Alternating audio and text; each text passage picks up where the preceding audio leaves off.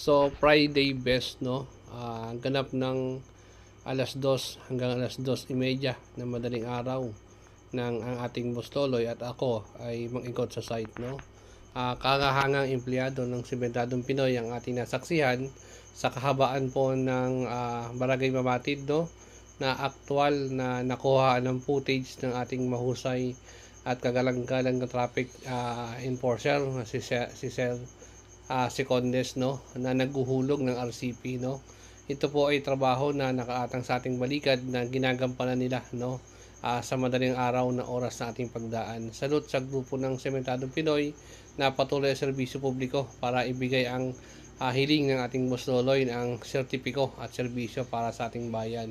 Ating nasilayan ang mahusay nating spotter, si Kuya Eric, kasama ang ating mahusay din spotter na si B-Boy, na walang ani-ano ay sa lamig ng tubig sa madaling araw ay lumulusong sa kanal para may sakatuparan ang trabaho. Kangahanga, no.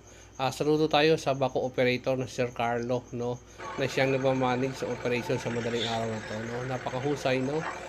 Sa lamig ng tubig lumusong ang ating si Kuya B-Boy para bigyang tugon ang panawagan ng ating trabaho. Serbisyo publiko para sa ating mga kalayon. Kaya kangahangang tingnan, no. Salute mga idol.